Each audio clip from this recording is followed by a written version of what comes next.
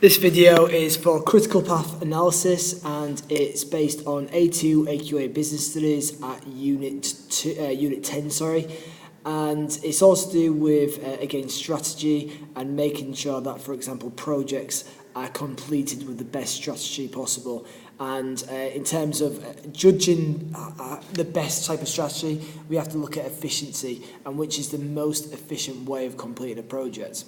So the critical path analysis is a network identifying which activities are critical to be completed on time to ensure the project is as efficient as possible. Now, what I mean by as efficient as possible is making sure that every activity is completed before you move on to the next stage.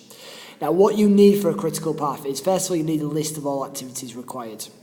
Then you need the time duration of how long each activity takes for completion, as some might be short and some might be long.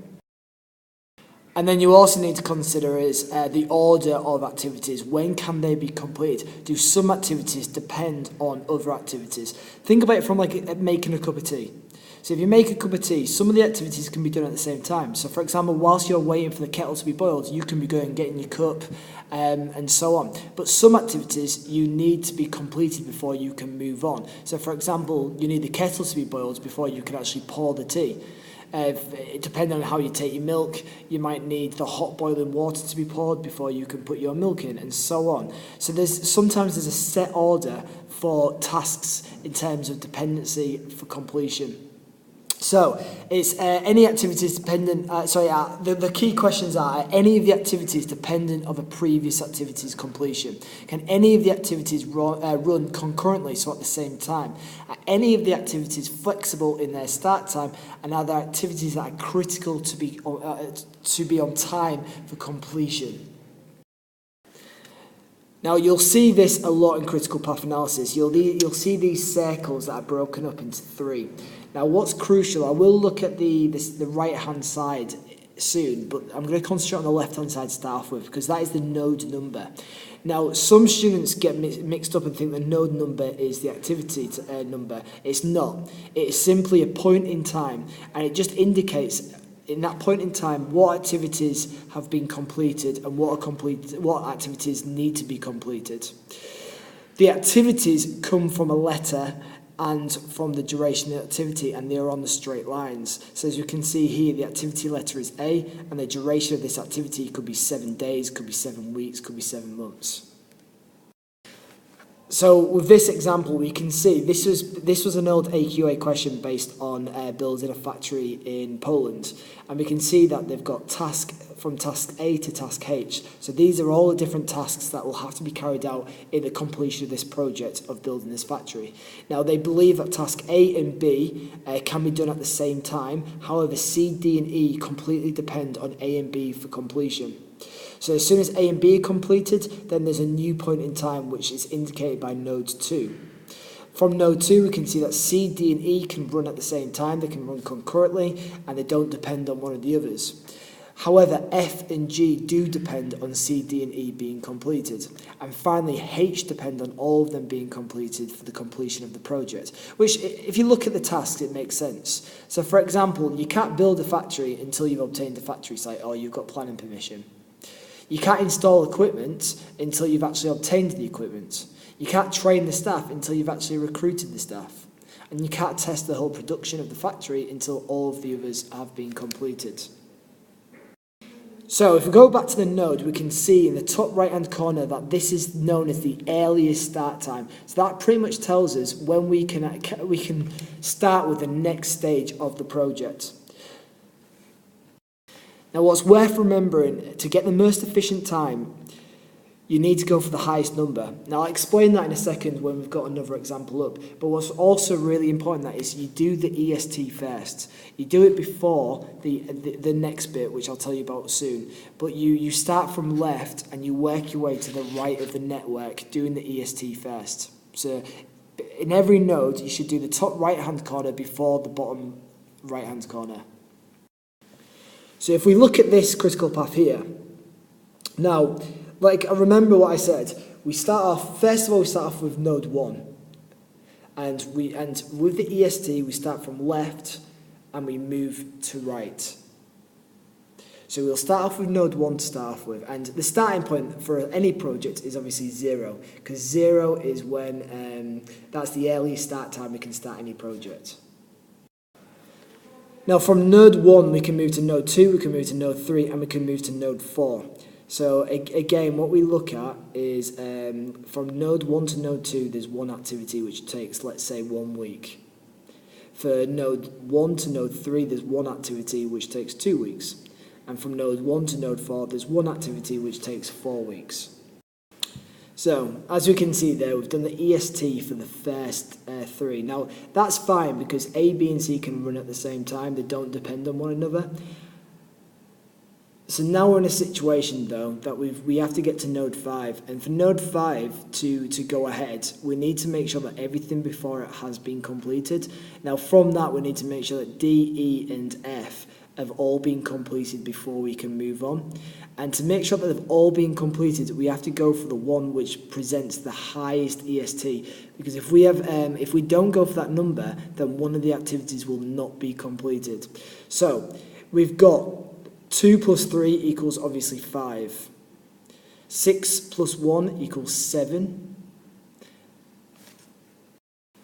And 7 plus 4 equals 11. So we go for the highest one, we go for 11.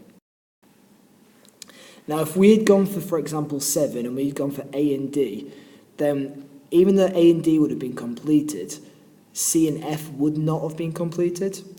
So if we'd gone for A and D, then actually B and E would have been completed, but C and F would not have been completed. Obviously, we're looking more at F. So F would not have been completed, so therefore it would have been inefficient. So therefore, that's why, at the moment, we are going for this approach. So we're going here, and then we're going, and then we could be going up here. Now if we concentrate on node 6, from node 4 to node 6 there's one route, and that is just H, and that just takes 2 weeks. So in terms of the next node is node 7. Now node 7, it is dependent on a couple of activities. So not only is it dependent on, for example, G being completed, but it was also dependent on H and I being completed. Now what we have to look at is again for the highest early start time. So we know if we go HI, it'd be 9, but 9 wouldn't be as high as 11 plus 5, which would be 16. And then finally, we'd have J, which is 2, and that's just dependent on everything else being completed, so that'd be 18. So now we've completed the earliest start time, and now the earliest start time of being 18 is obviously when the project's completely finished. So it starts from 0 and ends in 18, so let's say it was 18 weeks, or 18 months, whatever it might be. So now what we need to do, once we've done that, we have to move to the latest finishing time. So the latest finishing time for activities coming to the node. So in other words, it tells you the latest, that in that point in time that you can finish before delaying the rest of the project. So it gives you the idea of float time in terms of how much slack each activity has. So some nodes, some points in time, some of the activities might have a little bit of flexibility, and this kind of helps you to decide that. So first of all, the thing you do is you start off with what your earliest start time was. So we work from right and we move to left. So we start off with node 8 and we'll finish off with node 1. So if the earliest start time for the final, well, for it to be finished, then obviously it should be 18 again. So again, we put the 18 there. We do 18 minus 2 and we get 16. 16 minus 3 and we get 13. And 16 minus 5 and we get 11. Now with node 4, we've got node 6 and we've got node 5 that goes to it. Now the one we go for is the one where it's got the highest duration, which would result in the lowest LFT. So if we do 13 minus 2, that will get us 11. If we do 11 minus 7, that would get us 4. So we'd go for the 4. Now if we'd gone for the 11, that would have delayed the whole of the project. So we go for the 4. And then again we go to node 3 and node 2. So 11 minus 3 and 11 minus 6. So now we're in a position that we've got A, B and C, and again we have to think about which one will get us the latest finishing time, the most efficient time. But you have to remember, node 1 tells us we haven't even started yet. So if it's not 0 and we've already delayed by, let's say, 1 week, 2 weeks, 4 weeks, then that's a problem in itself. So whatever number we get in node 1, it has to be 0 earliest start time and 0 latest finishing time. So you'll know when you get to node 1, if you get anything but 0, you've made a mistake. So if you do 5 minus 1, we've got 4, it can't be that. If you do 8 minus 2, again we get 6, we've made a mistake. If we do 4 minus 4, we get 0, so that is what we go for. So now what we can do is we can go for the most critical path to make sure it's the most efficient. I've already labelled some of it that we can do, so we can go for C, we can go for F, we can go for G, and then we can go for J. And in an exam, you just simply write C, F, G, and J would be the critical path analysis, because that would be, the critical path, that would be the most efficient route. That would make sure that every project has been completed before we move on. Now, there's a couple of ones that I want to just highlight. So I want to highlight this one, I want to highlight this one, and I want to highlight this one. And the reason why I want to highlight these is because we can see that the earliest start time is 1, but the latest finishing time is 5. The earliest start time is 2, but the latest finishing time is 8. The earliest start time is 6, but the latest finishing time is 13. And what that tells us is that within these nodes, within these points of times, we've actually got a little bit of flexibility. So for example, in node 2, if for whatever reason activity A was slightly delayed, we'd be okay, because we've got obviously four weeks or 4 months of whatever it's measured in of flexibility there. Because all you're literally doing is your LFT minus your EST to get your float time and get your flexibility and your slack time. So in terms of, you've actually got a bit of time there. For this one, you've got your 8 minus your 2, so you've got 6 weeks, so it's not too bad. And in node 2, you've got 7, so you have got a bit of flexibility with these ones that I've highlighted yellow. Now just remember that critical path analysis, the reason why companies do it is because it helps them to thoroughly plan a project. It allows them to see if there's any issues, if there's any inefficiencies, and it helps them to try and come up with some form of solution.